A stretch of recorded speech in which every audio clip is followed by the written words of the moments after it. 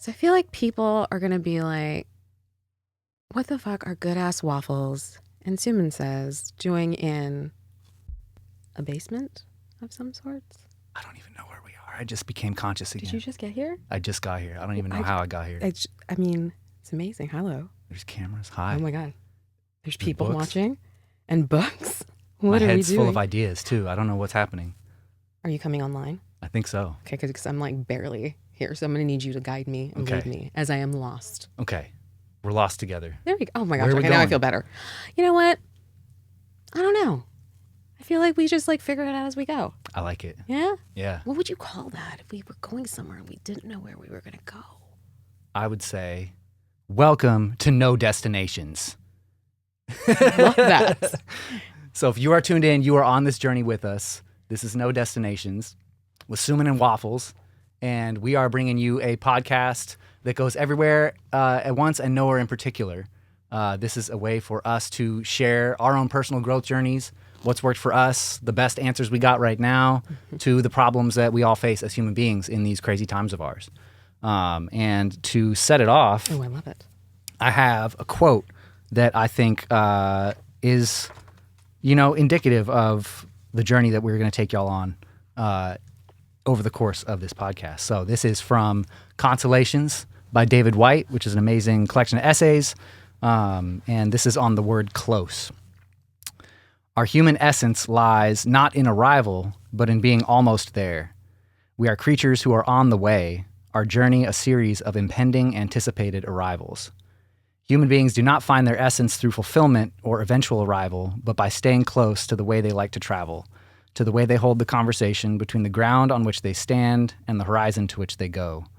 We are in effect always close to the ultimate secret, that we are more real in our simple wish to find a way than in any destination we could possibly reach. The step between not understanding that and understanding that is as close as we get to happiness. Welcome to No Destinations. I love that. Staying close to the horizon. Mm-hmm. And it's funny because I think we always get lost in, okay, we got to get to the place. We got to get to the place. Totally. And what does it mean to remember why what you're doing? And it was funny because you and me were talking about this when it comes to like this podcast. I thought for a lot it was going to be a music-based podcast because I'd had a lot of conversation with people about doing, we should do a music one. And there was something about it that just didn't feel like the thing for me. One, there's a bunch of brilliant people out there doing amazing work in it. And it became, what else is there that's going to be close to my heart for this? And what was that part in the quote? There was something about like what connects us to what we're trying to do. Oh, yeah. To this. Yeah, just that I'm like...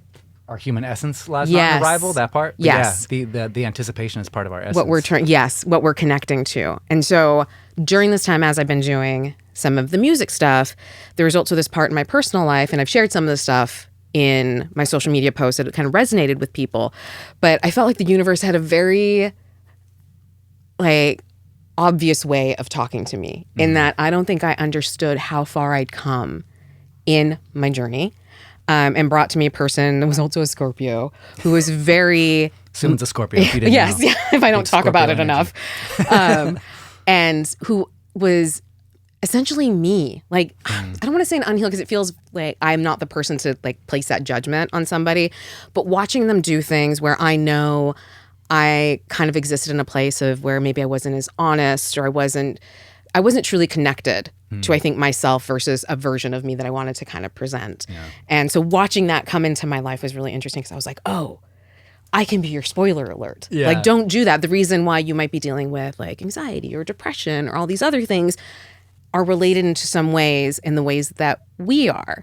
And so I think I tried the thing that you're not supposed to do, and women can hear me on this, where it's like you try to course correct a person, you're like, no, I can help you. And this person was just not. Just raising some man-child like his second mother. Yes, being like, I could just let me give you the answer. You don't have to go through Been here, done the that. thing. Exactly. And so I did, as we occasionally do, write a letter or 5. It does not matter. Nobody's keeping count. But did not hear from this person again. But in the meantime, as I was having these discussions out in kind of the social media space and other people were picking up on it. I got such good feedback about how, I'm going through a transitionary point in my life. There's a way that I was before, and I'm realizing it doesn't serve me, or I'm realizing the way that I did it, because a lot of them were actually men. And it was fascinating to find out that was it expectations? Was it the way that I'm supposed to, because other people in my life? So there's just all these layers to it that were coming out. And I think in the process of me kind of putting it out there and talking about it, and again, the question came up, do a podcast, put it out there. And I think you and me talked about it where it was, why are we doing it in kind of like this silo? So if this person's not receptive to it, which is totally fine, that's their journey, that's the way they got to go.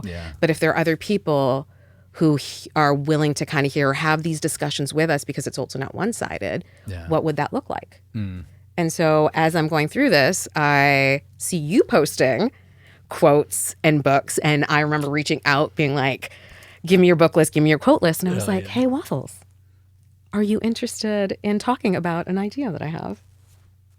And you thought I would say no. I did, actually. That's so true. I was like, that's crazy. He's going to be like, I have a million projects that I'm doing and I can't. And you were so awesome about it. I was.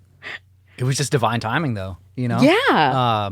Literally, I swear to God, like a week before Suman had reached out to me, I was taking a walk through Ravenna Park, not too far from my apartment here in Northeast Seattle. And I felt like the closest thing I could call it is like the voice of God. It was like something communicated to me and was like, hey, bro, what the fuck are you reading all these books for?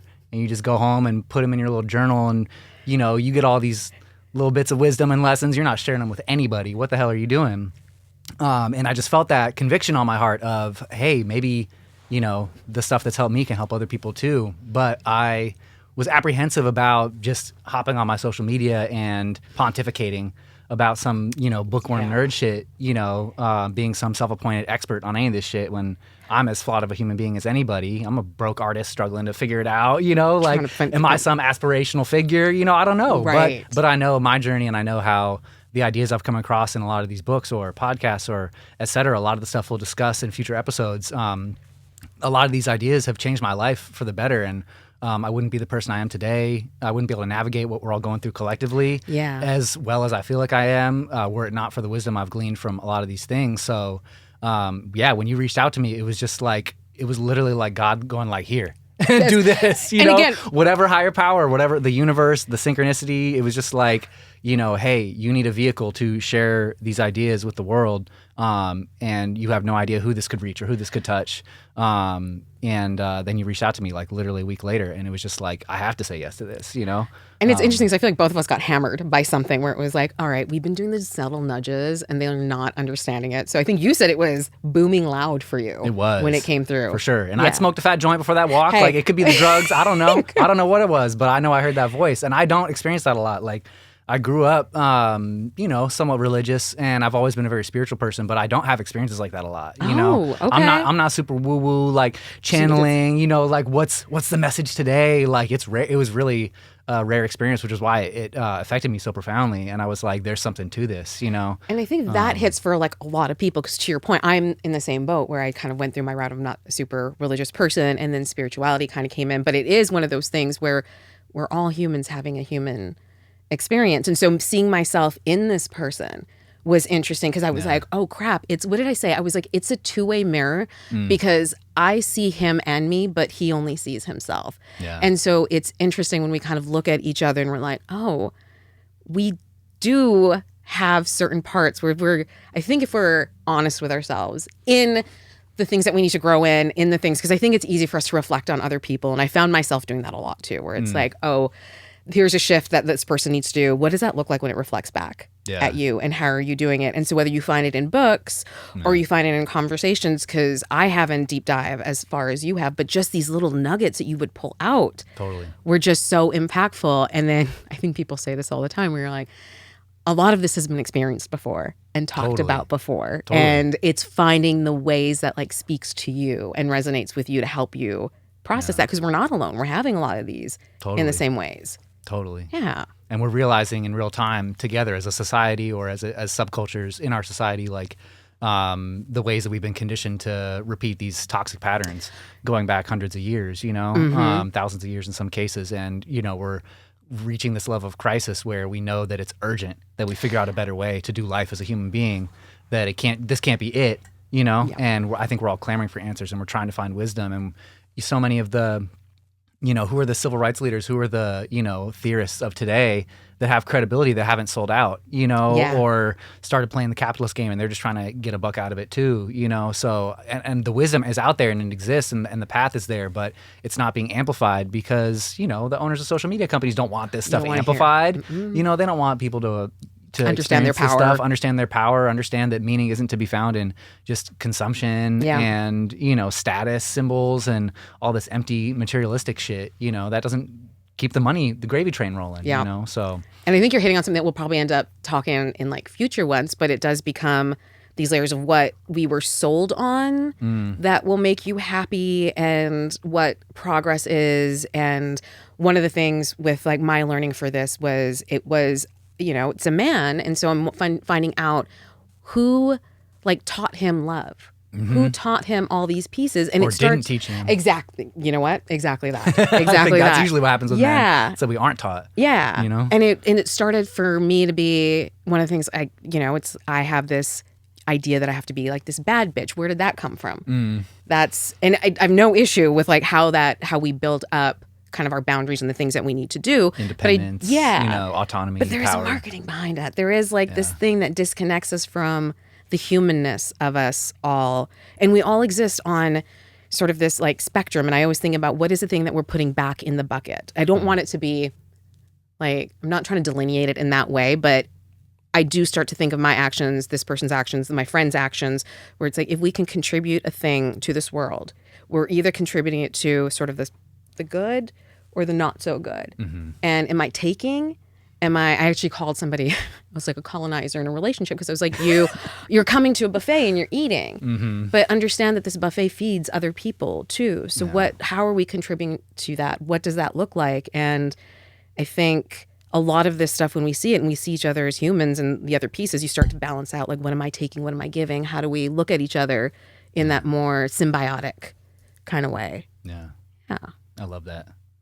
Bell Hooks talks about mutuality in All About Love, which is somewhere in this big stack of books.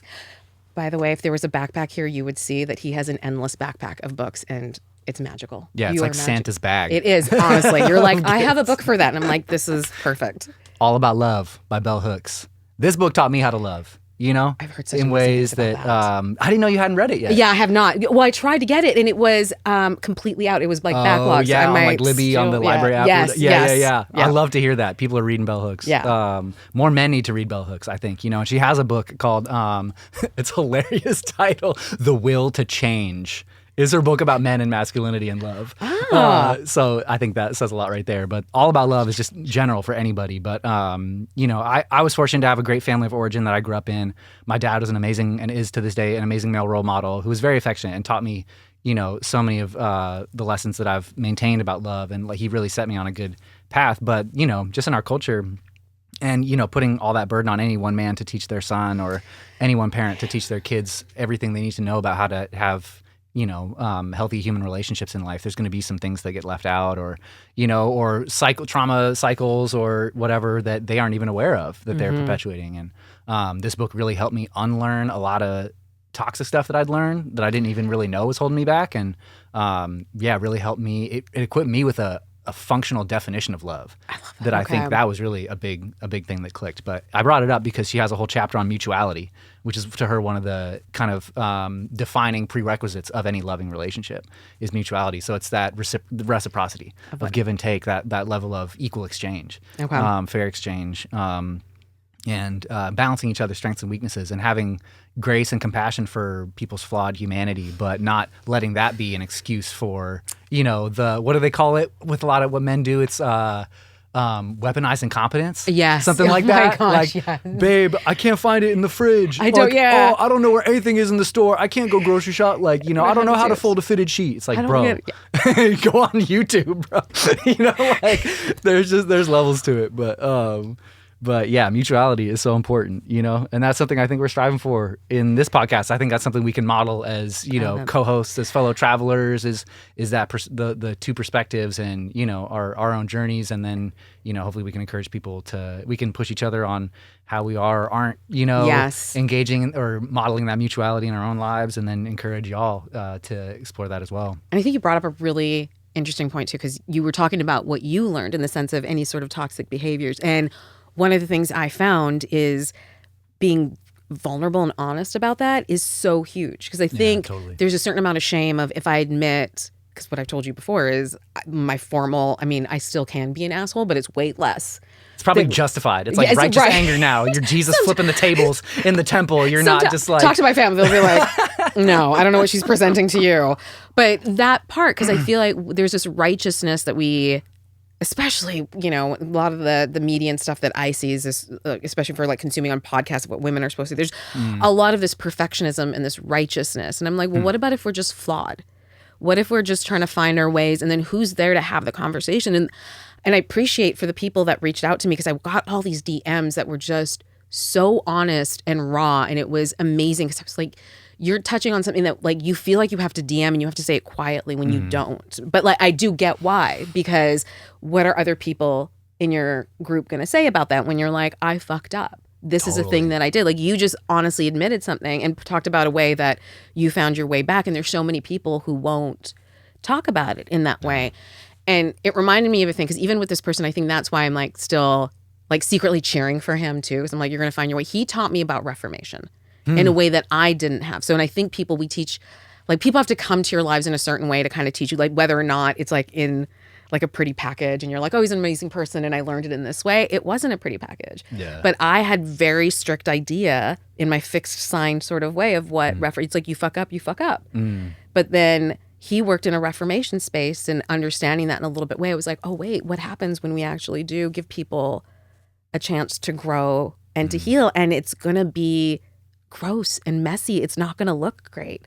But how do we make room for people to be like, all right, you're willing to do the thing, and the minute that you're shamed out of something or told that like you're a fucked up human or you're only capable of XYZ, what motivation is there to change anymore? And I feel like whether it's books that give it to us, or I'm lucky enough where I have friends who have given me soft landings for the shit that I've done, where it's and my family, like it's really interesting, because I brought this up with someone in my family and she was like, oh, you're not an asshole. And I thought that was really sweet, because we legit had a conversation where we were almost done.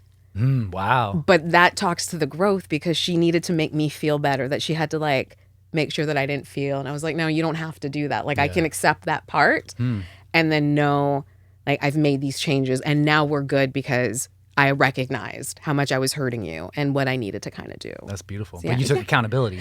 Oh, there's the word.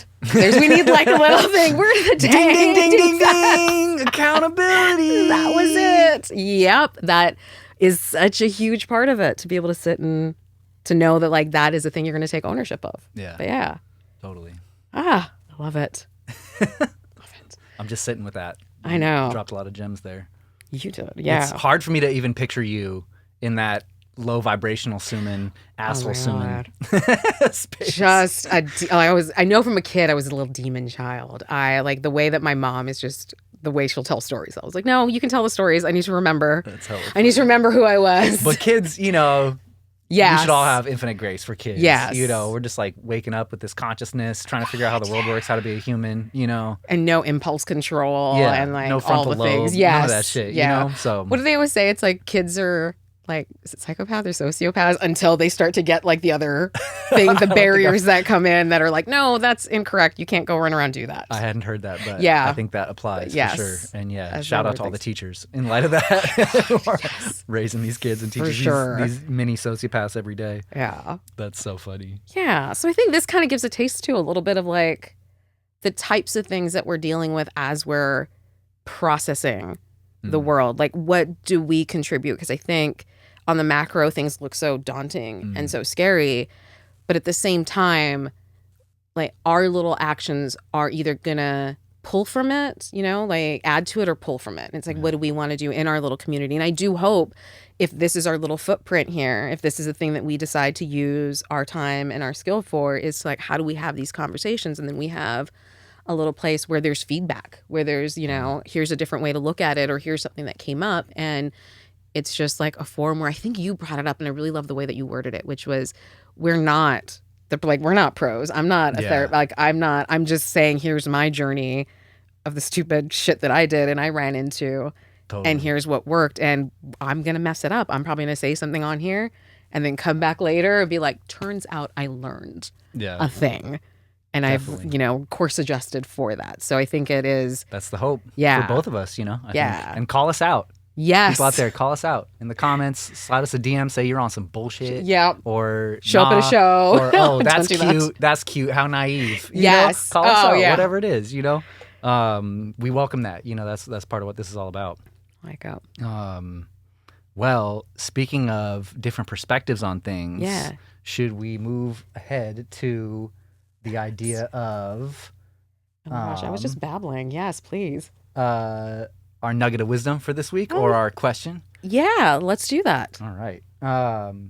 So Suman and I are working on figuring out a question we can post to all of y'all each episode to foster discussion, things that we're working through, that we've been working through in our personal lives or journeys we've been through. And one of the things that's come up in our conversations ahead of this recording was how we can navigate having empathy for difficult people in our lives. How do you have sympathy for the devil, so to speak, or compassion for the assholes? Is it worth it? Does it even make sense? Or is it a fool's errand? What does that look like? What does that look like in this day and age when the assholes seem to be bigger and louder and richer and more powerful than ever? Is it foolish to have sympathy or empathy or compassion for those people, or is it enabling? Is it part of the solution? So that's an open-ended question. We would love to hear from y'all. It's homework. He's giving you guys homework. This is I don't want to use that word, but I think some productive reflection could be done on this topic. I'll say it like that. What do you guys think about that? How do you have empathy, compassion for the people you find most difficult, or even downright evil? Is that possible? How do we navigate that? So I know you have some thoughts on that. Yeah, because I was going to say that brings up feeling. Well, again, going back to the bad bitch thing, right? I think about, well, what does that look like in terms of, because we have like a spectrum of people. You got like evil, and you got like saints and sinners, I call it. Yeah. And we're neither, right? Well, I'm not a saint, I'm not a sinner. And I think a good chunk of us exists sort of in the middle. And so it does get hard, because I know for some women it would get triggering to be like, okay, how do I have compassion and empathy if it is, like we talked about, like a narcissistic, like evil person? What does that look like? Or is it more so in this middle space? Because the example that I gave, this person is like the run-of-the-mill asshole. This is just somebody who's self-admittedly selfish and just like more of a taker. And so an interesting thing, and I think there's 2 points on there that you might have a reaction to, but the other thing that occurred to me was, if I see parts of myself in this person, does the compassion end up and the forgiveness end up being for that person? Or am I also having compassion for like a version of me that wasn't healed? Yeah. So it gets like, and again, what did we say? It's like in nuance in individual cases of what that looks like. But it does, like that question like runs the gamut for people of like, what could that look like? And can it be for like truly, like you asked the question of like truly evil people? Yeah. Well, can we, or does that do anything for ourselves, or do we have to keep that boundary up, and what does that look like? But Yeah. It's levels to it. I think, one thing Suman and I talked about in regards to this question as we were brainstorming this was just not wanting to give the impression that we at all co-sign, enabling abuse, or what else was I saying? Just to delegitimize the idea of boundaries, or that, to be loving isn't to have boundaries. And I think, in many different ways over the course of our lifetimes, we have to figure out how to love people from a distance, and how to protect ourselves, because that's another thing with love and self-love, is protecting ourselves. If we love ourselves, we have to protect, what we are reasonably entitled to in terms of, freedom, peace, autonomy, care, respect, all that type of stuff. If someone is completely disrespecting and just running roughshod over our reasonable needs as a human being, we can't safely love ourselves and have a relationship with that person if they're just going to keep doing that over and over and over again and just, running over our boundaries or manipulating us or making us feel like the asshole for setting boundaries in the first place. So I think it is entirely, necessary to set those hard boundaries and love ourselves first in those contexts, and to not, be a martyr or so self-sacrificial that we're like, I have a close relative who has this kind of martyrdom complex of like, my heart is so big, look at me, look at all this love I can give, I'll take this hurt again and again and again. And this is a man in my family who's like this, which is, I think, a little rare. Usually you see that sense of kind of martyrdom complex or willingness to sacrifice almost to a pathological extent seems to be conditioned more towards women in our society than men. But it's been really interesting in my family seeing this with this individual, and it breaks my heart because his heart is he has such a big heart, so full of love, so full of potential, but he allows himself to be taken advantage of by people who don't love him back. There isn't that mutuality. There isn't the reciprocity. They're just taking that love, that free love, and not really returning it to him, But in a way, his ego or his identity has become attached to that. I'm the lover, with the wounded heart, and I've got so much love to give, and me getting hurt just proves how much I love this person or how much I'm willing to take. That's been a really cautionary tale for me, to see it in action too. And I think that badge of honor that I see sometimes when it's like I'm a giver and this is what I do, but it's like at what cost to yourself? Like, totally. And it's interesting because what you were also talking about loving yourself, you were giving it different dimensions. Because when we say, how do you love, or like, where does love and compassion come into that? Because maybe it's not so much how do you love like towards that person, but what does love and compassion look like in those moments? Is it end up being more for yourself in order so it exists in a certain way, but it doesn't have to be directed at that. But and I think that's a great example because I feel like we see so many people where, and you want to live in a world where people like give so freely, but we like, you don't, because there are so many ways that it gets taken advantage of. And I know people on my side that my mom is very much just an open heart and gives and gives. And I watch it and I'm like, you have to, like, it seems like such a good thing to do, but then you see the people that will just absorb it. Yeah. And it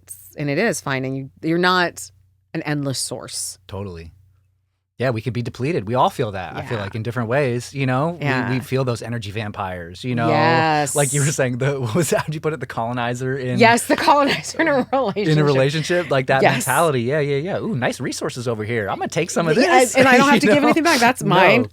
And it's, we've all experienced that, being depleted. And then I think hopefully most of us have experienced those relationships that fill us. Yeah. And where we feel watered and we feel nurtured. That's actually, to get back to Bell Hooks, that is her definition of love in this book, is that love is a verb, and it means love is action that nurtures your own growth or the growth of another person. That's love. If it doesn't do that, it is not love. So she says abuse and love cannot coexist. Oh. So your abuser, the wife beater who says, I'm doing this because I love you, the parent who says, I'm beating my child because I love them, it's antithetical. Can't exist in the same. It's not love. It's actually abuse, or it's actually, some misguided form that they think is love, but it's not actual love. It cannot coexist. And so, if we're not nurturing our own growth, we're not loving ourselves. Yes. If we're not nurturing the growth of another person and how we act or relate to them, then we should work on loving them better, basically. Yes. I just think that touches so much on that. That needs to be like mandatory reading. I'm saying. And like that is... High school teachers, middle school teachers. Like, I feel like, I don't know. I don't think it's too adult for that. No. Get them started early on this stuff. Like I said, it changed my life. Just having that working definition of love, really changed my life, because we have so many different ideas in our culture about what love is. Is it just a feeling? Is it temporary? Does it wane? It seems like for the bigger, more dominant pop culture definition of love, it can be fleeting. You fall in love. It's not a choice you make to nurture someone's growth or to nurture your own growth. It's just something that happens to you or doesn't happen to you. And I had done a post on this where I was talking about love of my life, because I saw a few people using it, and it feels like, I hate doing this. I'm like, I don't have a righteousness. We talked about this, right? Like, I don't have a righteousness where I'm like, that's not what this is. Yeah. But it breaks my heart when people like, it was love of my life, and watching how they kind of hurt each other in the terms of like, one was cheating, one was like going through their ex's like who's still available, who's free, kind of a Sheesh. thing. But they legit thought love, and I thought, I feel bad for you that this is your concept of love. Definitely. And imagine, even with this person that I talked about from the beginning, I'm like, imagine how you're so close on the other side. If you could understand what this looks like and what it feels like, that does shake your shit up. Because love is what changed me. Love is what course corrected me. Because when you're selfish and you're doing it feels great. I'm going to do it for me. I'm going to do it for me. In the moment. Yeah. And then love is all of a sudden there's this person and you're like, I care about what you think and how you feel and how this impacts you. And I want to change those behaviors. And that's when you start to understand, like, oh, crap. And for me, it was, I feel very, very blessed, but it was, you see that in action and what it feels like. And then you see so many people, you're like, you don't understand. It gets so much better. Yeah. Like you think this is it, but it's not. And then there's that righteousness where I'm like, I can't dictate it to other people. But Bell Hooks clearly says that like those abusive tendencies, they can't coexist because it's not love. No, yeah. Yeah. For sure. And it's such a manipulative tactic to lump that in, know? Yeah. And so many people end up believing that lie.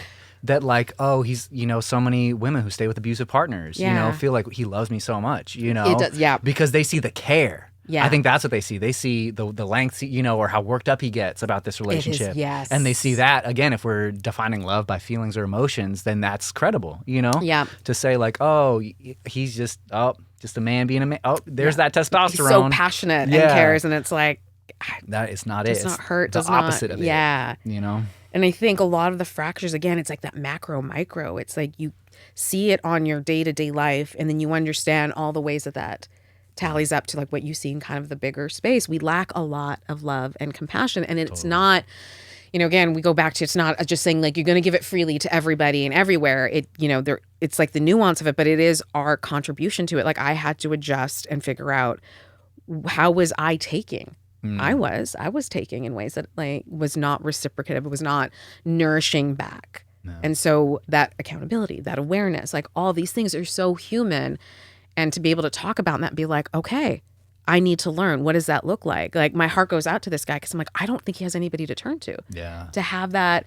So then I think it was something that he said that kind of broke me. And we'll have to talk about this in like the future when we talk about like masculinity, and femininity. But when he said something along the lines of like, this is as good as it's going to get for me. Damn. And I was like, you truly believe that? Like, how am I rooting more for you than you're rooting for yourself? That breaks my heart. Yeah. And again, he's going to go out into the world and he's got to, like, I know I've seen the way like people see him too. It's like, you're this tough guy, you're this. Like, I don't think anybody is giving that care and that space for, well, wait, you are worth more than that. And just because you fucked up doesn't mean that's it. Your sentence has been determined. Right. And this is the rest of it. Like, I think I heard that from a few other people that messaged me too. It was like, what do I do? Like, this is the person that I was. Like, is there room? And it's, yes. It might change your relationships.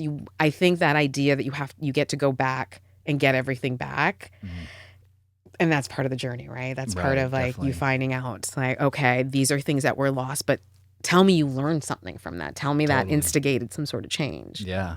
And it's going to look different. But yeah, sometimes the things that we've damaged are the things that we've damaged. Yeah. Yeah. And that's part of taking accountability. Yep. Is owning our role in the damage, but not identifying ourselves with being the damager. Yeah. Or being I'm a bull in a china shop and I just break everything I touch. God, yes. That's not who we are. Our mistakes are not who we are. And I mean that's the idea at the heart of like what's it called? Rehabilitative justice, like criminal justice reform type of stuff. Yes. That's a great that was exactly the reformation. On a social level, like that's a great metaphor for this. Applied not just interpersonally but societally. It's like rehabilitative justice and the idea that for the vast majority of us, there's always potential to grow, to take accountability, to become better people, and to tap into our potential, because that's who we really are beneath all the trauma, everything we've inherited, all the limitations, all the stories we were taught about ourselves, all the stories we tell ourselves about ourselves. There's a deeper level of potential in each of us, you know. And we have to hold out hope in that and act, and love that part of ourselves, even if it's difficult to love the parts of ourselves we don't. And I think, did we talk about this a little bit about how lonely it can be? Because when you don't have it would be ideal if we all had that person that saw it in us and could help us identify it. I've had those people. That's the reason I'm here. It's because of those people in my life. Let's talk privilege. Oh my gosh, I'm going to keep like rambling here, but like that ends up being a privilege in these types of things where it's like you have the support system that helps point it out.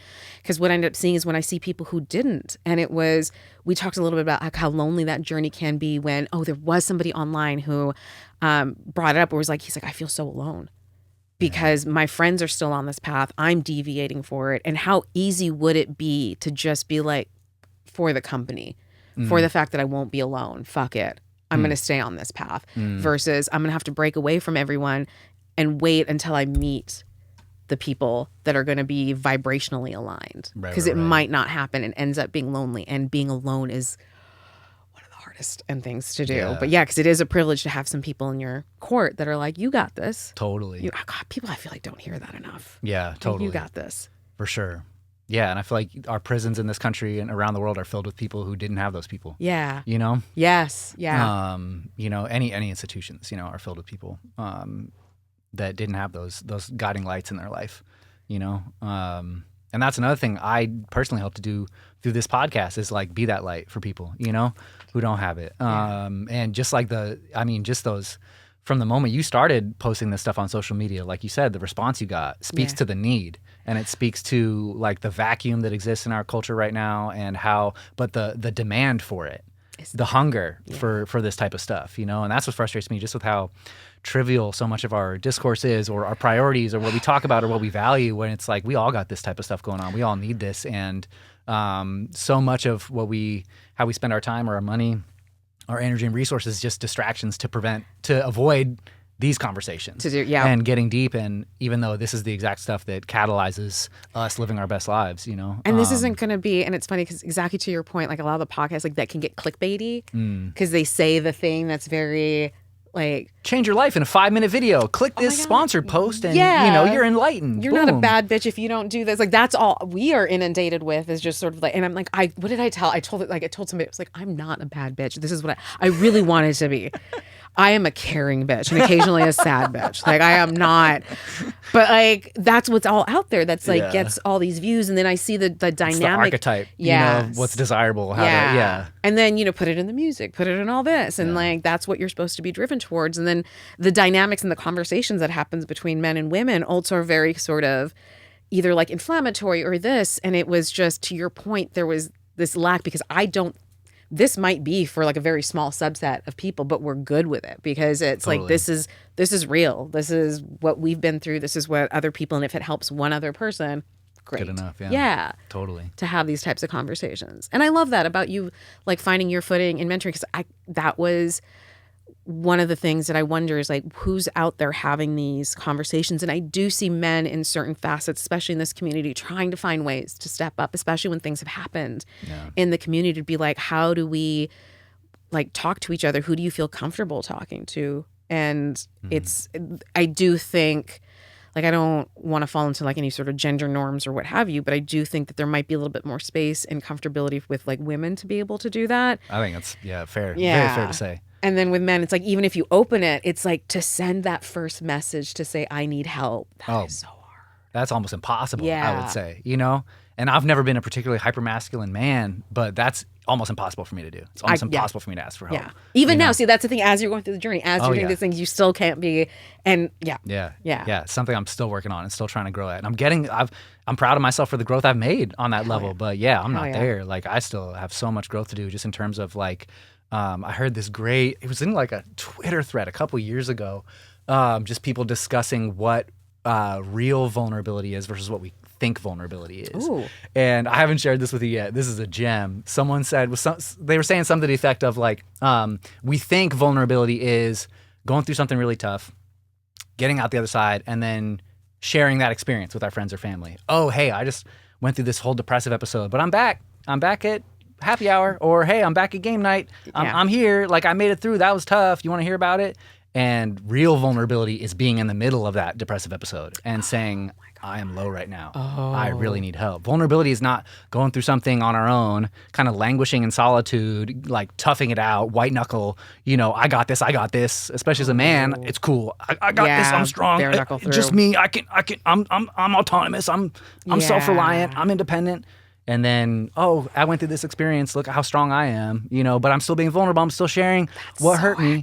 It's like, no, like when I'm down, when I think like, I don't got this and I'm flailing or I'm suffering right now. And,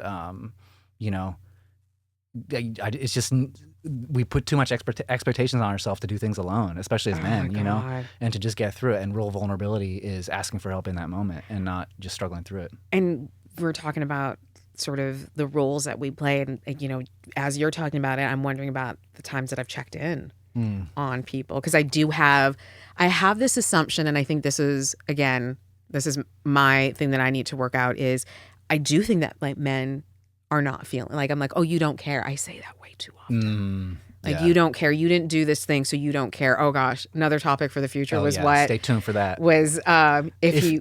Go ahead. If he cared, he would make time. If he wanted to, he would. If he wanted to, he would. I love those little snap. Yeah. We're going to unpack that later. Yeah, later on. But that's exactly like that type of thing where I'm like, no, he wouldn't. And then you understand when I have these conversations, it opens up so much for me, which is why I think it's important to have this dynamic. Yeah, because totally. I do talk to my girlfriends in a different way, and then hearing from men where I'm like, oh shit, you have feelings. Totally. This did hurt you. This did, a guy goes through a breakup. I don't know what that looks like. What I'm hearing from a lot of people was, it was a lot of being alone during a breakup. Like they didn't have any support during that. And I'm like, I think men can be pretty bad at helping each other through that as well. And that's such a pivotal... It's like literally like, hey, I'll take you to the strip club. Or hey, let me... Exactly. How's your Tinder profile look? I'll help you get bitches. Just get back. Somebody did say that. It was like a heartbreaking breakup, and somebody was like, oh, just plenty of fish in the sea. Yeah. And like, yes, just go fuck your way out of the feelings, basically. It's crazy. And you're talking about somebody who actually had an emotional connection. And then we're expecting the men to have the emotional wherewithal and emotional maturity to be able to like jump into like those types of like when that's the way that it's been handled so far. And it was interesting because people were like, I didn't want to do it, but like, where else do I go to? Like now I'm alone with this heartbreak. And then my friends just weren't there. It was like, this is weird. I don't want to talk about your feelings. Totally. Let's just get drunk. Right. Yeah. For sure. And there's another layer to that too, which is like, I think when men do find the courage to be vulnerable, to inhabit their feelings, to express their feelings, we oftentimes feel punished for that as well, because then we're kind of not living up to the strong, silent male archetype. And it's like, oh, now you're all needy and high maintenance. I didn't want this. Yes. I wanted you to share your feelings. I didn't want you to have feelings. Yeah. It's like, what do you... Just the hypothetical feelings. I didn't need to know. Right. Oh, I wanted your feeling to be like, that kind of hurt, but it's okay. Yeah. Instead of like, I'm heartbroken and we need to fix this. Or like, I'm a mess and I'm a wreck and I need support. There's like trauma and it's like, it's going to resurface up. Like there's just so many layers to this that I just don't think that's so, and it's really making me think about like, again, women's role, like how do we not even just in a relation, as a friendship, totally, how do we show up in different ways too? I'm bad at checking in, to be honest. That's something I need to grow in too, and I'm bad at being vocal too. That's why it's like, oh crap, we're all, but I'll tell my friend, like I look at you and be like, dang it, you should call. You don't like do this alone, but then I won't go around and turn around and do the same thing myself. So humans being human. I think for me, especially when I'm feeling at capacity, just or schedule wise, like something that's helped if I have, I've had some friends who've really gone through some heartbreaking, really difficult stuff recently. And just if I'm thinking of them and I'm worried about them, just even if I don't have time to have a 2-hour phone call, just a text like, hey, I'm thinking of you. I love you. That goes a long way too. And I'm here when you really need me, like leaving the door open and just like the open invitation of like, that's good. It's not necessarily, sometimes it is a lot for us to like call and say, and like really probe and say, I don't think you're okay. I need you to tell me the truth. Oh yeah. And maybe that's not, what that person needs, but just to let them know we're thinking of them and to like leave the door open type of shit. That honestly is such a small yet beautifully impactful piece of advice. Because even for myself, and to think about how many men have you gotten that message from? And I'm sure if we pose that question out to you guys, how many of you received a message like that? Yeah. I would think it's very, very low. And even I think for women too, like we could be better, but again, exponentially, I think with totally a man. And it's such a simple thing because then somebody just feels like that like, okay, I'm not alone. Like, God, that's cared for, alone. Yeah. seen. I think especially when it's not like they didn't have to make the first move. Yeah. Like it's not that hard to tell for any intuitive or sensitive person, you know? I mean, you have to have your head in the sand to not see someone going through it. Yeah. You All of a know? sudden And they're quiet. They don't come out anymore. They don't, like Totally. there's some signs that you're like, hey. They post the sad song on the IG story, you know. The quotes. There's so many ways it manifests, you know, the sad tweet, you The know. gym, they're just in their like headphones and yeah, Drake. you see them just distracting themselves on some other shit. It's just like, hey, I'm just thinking of you, you know. Yeah. Even if it's not, and it doesn't even have to be like about, I think you're not okay. Yeah. It's just about, I'm thinking of you and I love you, you know. Yeah. And hey, I love you, man. Yeah, I think that's important too. I think those words I saw, there's this Instagram page where I think it was like healthy. I can't remember what the name of it is, but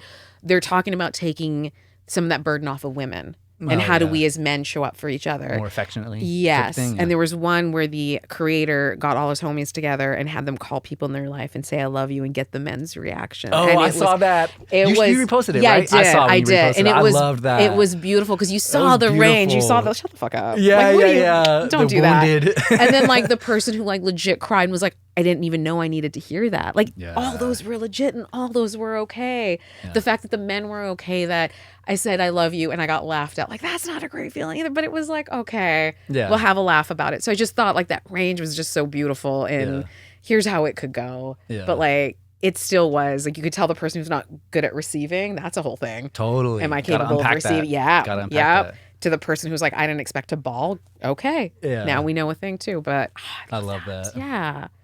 So before we ramble too much more, because we could go all night, and we are. I know we're on a clock here in the studio, so I want to leave y'all with this. This is a nugget of wisdom about this particular topic, about having compassion for difficult people, for the assholes in the world. This is a quote from Robert Thurman, who I've loved this quote for a while. I shared it with Suman a couple weeks ago, but I had no idea who Robert Thurman was until today. Apparently, he's a really renowned Buddhist scholar. He also happens to be Uma Thurman's dad, so that's kind of cool. It's a different Thurman. Now it's like a Thurman. Idea. Now a Thurman. Oh, that kind of Thurman. That Thurman. Thorough Thurman. But this is what Robert Thurman says. Most people we perceive as antagonists are merely struggling individuals trapped in their bounded worldviews, desperately trying to pursue their own happiness. They are lost souls in desperate need of assistance.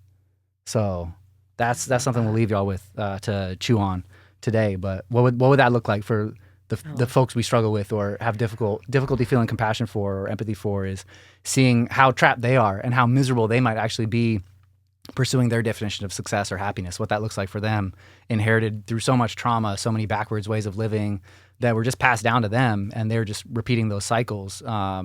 They're lost, they're unhappy, they're miserable. How many rich people do we see driving around just looking pissed and unhappy? Yes. We're in Northeast Seattle. I could probably pop out this door and find one right now. Redmond, Bellevue, full of it.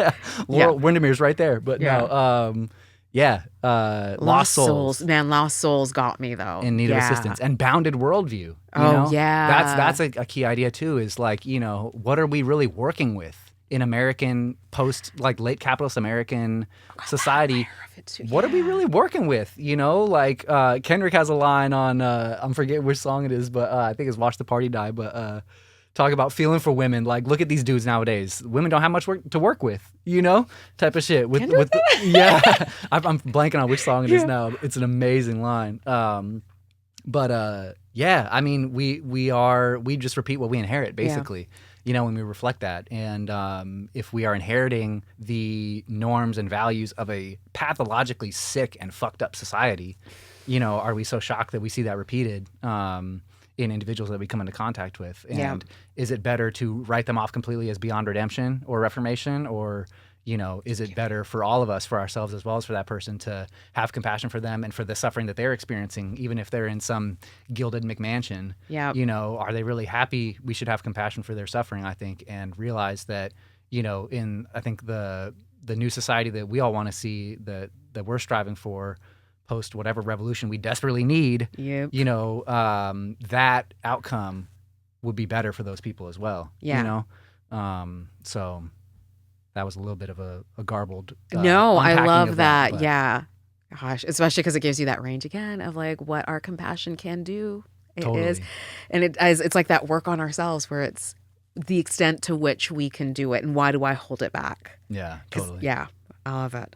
And I think a lot of it comes back to you've shared with me some of your journey on this of just forgiveness, and how liberating that's been for you. So I think that's the real takeaway for me on all this is like, let's liberate ourselves from the anger, from the self-righteousness, from the resentment, that we feel towards people that we struggle to love or have compassion for. It is freeing for yourself. Like, you're right, because you alchemize it into something else. Because what happens when we hold on to anger and resentment, that's our weight, our burden. Totally. So in order to free ourselves, it becomes, what do we release in that? What do we alchemize into it? And that can, again, as we said, that can happen from a distance. That can happen from a boundary of, hey, pedophile, you're in a jail cell. But I have compassion for you as a human being. Of what? That's suffering. You just can't be free because you use your freedom to hurt other people. Yeah. That's a very extreme example. But again, that was the point, to be like, there's that range of it, and it exists in certain formats, and then there's like the rest of us that are in the middle trying to figure out our lives and our hurt and our upbringing and all the things that we battle, and we continue to, with the way that things just seem to like compound in, that it's like, how do we extend that? It is, marinate on that. Yeah. I like it. I think also one guiding principle for me that's really helped, it's another gem I'll leave everybody with, is that if you don't know what to do in any given moment or how to act in reaction to somebody or a dynamic, a situation, a relationship, just act in a way that relieves the suffering in the moment. What's the suffering that's happening right here? We're all suffering all the time as finite mortal beings on our way to a grave. Damn. We're all suffering anyway. What can I do now? It's what they call like the next best thing. I think Carl Jung, the psychotherapist, said that. What's the next best thing I can do? So if in this moment, how can I relieve the suffering here in this moment? If I'm stuck in traffic and there's someone trying to merge, and no one's letting them in. I'm the worst in the car. That's the worst example you could bring up. I do it all this time. I practice that in traffic. Such a rage Traffic's driver. One of the best. Traffic is one of the, as any city person, Podcast canceled. I can't do this. This is over. This is the pilot. This is the finale. Yeah, can't. Suman's out. Yeah, Suman discovered she can't. Shit. Traffic is one of the best places to practice compassion and patience, I feel like. Such a good point. I hate you. I love you, but I hate you. Especially because it's like we all go through it every day. And it's kind of, what I like about it is it's kind of low stakes. It's like you're only interacting. It's not some difficult person I have to deal with every day, like a coworker or a boss or a family member. It's like, I'm going to be in this same physical space with you for 5 minutes while we're trying to get off or on I-5 or whatever the fuck is. And it's not the biggest deal. You know what's funny is I actually have a story about that where my ex, I love you to pieces if you see this, but he had like road rage. And remember somebody had stopped somewhere, I know, and was like honking. And the woman got out of her car and she was in tears and she's like, I get it. I'm sorry, but I'm having a terrible, and the way he just, But and that was also interesting because like what happens in terms of like compassion and that, because had it been a yelling match, she could have come in and been like, I don't need to explain anything to you. And I'm going to, exactly. And it would have just escalated. But it was like seeing her and being like, oh shit, somebody's going through something. Yeah. And he was just like, I'm sorry. And I was like, okay, we don't know what people are going through. Yeah. We don't know. And it was one of the things that I said to somebody, which was, this is probably going to make me sound, especially when you need to be a bad bitch, a naive asshole. But instead of assuming the worst in a person, was like, what if I assume that I don't know what's going on in your life, and the thing that you did, although might have been hurtful, is I hope you find your way. I think that's a safe assumption. Yeah, and that's, I guess that goes to your thing. It's like, how do I? Ooh, that's a good one. Yeah, and it could be relieving our own suffering, but usually, and that's all our own jobs anyway. Yeah, to the extent that we have control over that. But how do I relieve the suffering of the people around me? And if it's being a little bit more patient, or not as reactive, or whatever the case might be. Even if it's just like, I do this thing, I think it comes from the Tibetan Buddhist tradition. It's called Tonglen meditation, if I'm not mistaken. Pema Chodron has written about this a lot, but it's this like loving kindness meditation. Basically, when you breathe in, you're imagining yourself breathing in all the suffering around you. It could be in this room, it could be in your apartment building, it could be on your block, in your house, neighborhood, city, state, country, world. You're just breathing in when you're doing a sitting meditation or walking, wherever. I do it in traffic if I'm worked up. You just breathe in, you just feel all the suffering. It's like this smoke that you breathe in, and it passes through your heart and the compassion in your heart. And then you exhale out healing. You exhale out love, exhale out compassion. And it's just this way, if it's harder to do in actions or in words, like even just that little practice has really made a difference. If I'm just like walking in the park, or I'm in a grocery store in line and everybody's pissed off, or whatever, or traffic, obviously always great. it can get kind of heavy sometimes. And I don't know if this is just my emotional state on a given day, but breathing in, it's like almost you can feel when The it's weight there. of it. Oh, You can wow. I've felt differences, like where I'm in traffic and I breathe in with that intention, and I almost start crying because I'm like, just felt like there's really heavy suffering around. I don't want to get too woo woo. I don't know. No, even know no, if but that's a even thing, like in but I felt that. the traffic thing's thing interesting because the concentration of people, I do worked like, up, yeah, reactive, yeah, pissed, yeah. stressed, poor. I mean, you can tell struggling. when a room is off. I mean, come on, that's a legit Totally. thing. You can, You know? sense if like some energy is out there. But that Totally. is, it's almost like a filtration type thing. Like you're alchemizing it into something else and pushing is. out. I like that. Yeah, it's alchemizing the suffering through your heart and Yeah. then exhaling out healing or That's compassion. powerful. It's been really powerful for me. I can't recommend it enough. I think I'm referencing the right practice. Tonglen meditation. It's like Tonglen. I'll double check that, and we can add it to the next episode. I'll make sure to refer back to it. But it's been amazing, and I think it's really helpful just as a small practice for anybody who's like struggles with this topic or this thing. It's like, and I find even if I don't necessarily believe, the skeptic in me doesn't believe that it's actually happening. I'm not transmuting suffering into healing or happiness, but just literally just the practice alone affects me and the way I carry myself in a different way. And I feel like I'm in this room, with an intention of healing suffering, of contributing, like you said earlier, which energetic bucket are we investing in? Are we investing in the suffering and in the selfishness, or are we investing in the healing and the compassion and the community or the individual?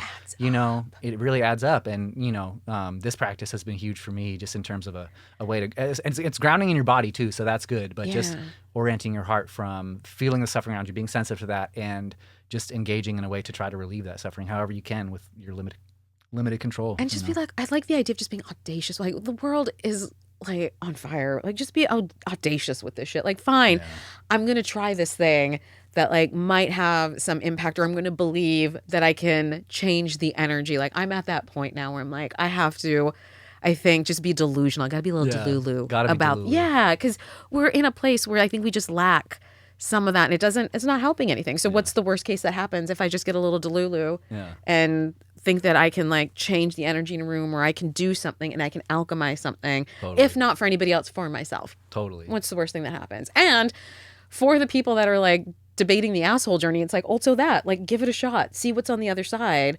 of like a little less of that selfishness, a little bit of letting go of those components. Like just see what's on the other side of it. You can always go back. Totally, yeah. You can go back. Go back to being a shitty person. That's fine. That's fine. That's welcome. You won't. You'll love it so much. Yeah. Life gets so much better, but it hits different. I'll say for sure. For me, it hits different. All right, I'm gonna go off script as we wrap this up because I did not say this to you. One of the other things, I know we've talked about what we want to do with this, right? Like it'll be a great community thing, great support thing. I am also excited for people to see another side of you. Oh, thanks. I was like, because as I got to talk to you about this, and you were just such, I think of you as like a good luck rabbit, like little rabbit foot that's been like, he's played on like so, like everybody knows, everybody's had him in the background somewhere. You've been playing somewhere. Mm-hmm. And I'm like, that like alone has probably lifted the energy of it. And I think your family, your friends, your partner, they all know this side of you. And I just think I am super excited to see like all of that kind of shine out, because it's been fun for me. I'm just like, you are just this little ball of like amazingness. So thank you. Yeah, I'm excited for that. I received that. I'm working on receiving the compliments. So yeah, growth. I'm growing in real time. You took on it camera. Well. Receiving a compliment. Like a little chia pet. He's growing, but yeah. No, I hope that too. And that's something I felt that day in the forest, was just like, hey bro, you like, I receive, I'm told by the people in my life who I'm really close with, who I present myself in this way, as the confidant, as the therapist, whatever. Yeah. I receive how meaningful that is to people, and I've always been shy about making that any part of my public persona on social media or whatever. And I think it just came from not wanting to put myself on any type of high horse or self-righteous. I know better. I'm this good person or whatever. Right. But yeah, I've just felt called to share more of this with the world and to reach whoever I can outside of my immediate sphere of influence. And that's the power of the internet and platforms like this, is to reach that and give a little space to it. Yeah, I feel like you do have real good like safe space energy to you. It's like you can just say things and you won't get shaded. Like you've not yet to my face shaded me for anything I've said. So it's because you've grown. Yeah, there you go. You've been doing your work. We're like, out. I love this. Cool. For sure. I love it. Well, I think we'll end then on Scenic Detours, which is Yeah. our segment for things that have helped us on our journey that we would recommend to y'all. We're not going to unpack them or discuss them in this episode, but things, again, I don't want to use the word homework, but things we would encourage you to explore that have helped us on our journey. So I will recommend, I've said enough about bell hooks, all about love. That doesn't count. That's not my scenic detour today, but Constellations, the book that I read the quote from at the intro of this episode. It's Constellations by David Whyte, Whyte, not I. It's a book of essays on, he says, the solace, nourishment, and underlying meaning of everyday words. So it's words that have a lot of baggage and negative connotations in our life, like alone or solitude or heartbreak. And he's kind of redeeming some of these words and showing that there is a lot of significance in our experience of difficult circumstances and how we can take advantage of those to assist us in our growth. So that's my rec. That's who I learned about from you, and his way with words, it's just amazing. He's a poet. Oh my goodness. It's just the way, again, he's like, of course he's a poet, because I'm like, the way he makes me feel. And you're like, that's what poetry does. But yeah, it's been so wild to see like just simple words and how it's broken down. It's like, oh my gosh, like I got through alone. Yeah. And I was like, I have to sit quietly for a while now. Yes. And process this. So that's the beauty of the book too. It's like short essays. Some of them are like 2 pages. Some of them might be 5. I think they're all less than 10 pages. And it's just these beautiful prose, poem, meditations on these difficult words or words that are laden with such heavy meaning. You know what his definition of poetry is? What? It's language against which we have no defenses. That's poetry. It's those words where they just cut like a knife right into your heart, you know? Sometimes the things people say make me like, I can't, like I'm going to scream because it's so good. Just that definition is a poem, you know? Language against which we have no defenses. How is somebody this fucking talented? Yeah. That's amazing. It was funny because I was like, okay, I had homework and I didn't do it, but I was thinking about Odie's album. But as you were talking about this, The Intellectual Life, I talked about it a little bit. I just started, and that has Who's been. that by? Oh gosh, I'm gonna have to put that in there because it's like I think a French name, and I'm gonna butcher it. We'll put it in the caption. Or something. Yeah, post. But it's been super eye-opening just because it was again about the intellectual journey. Yeah, and just it's like a whole book about how you should spend time. Like making your life like available to intellect and like that journey part of it. And it's just been, I'm like, yeah, we got too busy, man. Yeah. We don't have time to ponder. I want to ponder more. Yeah. We need to ponder. We need to schedule pondering. I need to schedule pondering Corporations need to give employees it's PTO, ponder time off, pondering. I don't know, something like that. That was and perfect. Paid pondering time off. PPTO. I love it. On that note, I'm good. That's exactly what it needs to be. All right. But yeah. Well, hey, this has been No Destinations. Thank you guys so much for tuning into our inaugural pilot episode. We're so excited to be doing this, and thank you guys so much for tuning in. And hopefully you guys come back. Oh, yeah. This is the beginning of the journey. Yeah. Oh, wait, my name? As a person? Shout out Nobi, our engineer here in the session. Like, my name is Wffls. This is Suman. Suman says a lot of things. Suman says, I'm Wffls. You can find me at Goodass Wffls on all social media platforms. Suman says. At Suman Says on all social media platforms. This has been No Destinations. Thank you guys so much for tuning in. We love y'all. Keep going on the journey. And we'll find you wherever we find you next. Ooh. Damn, that was good. Peace.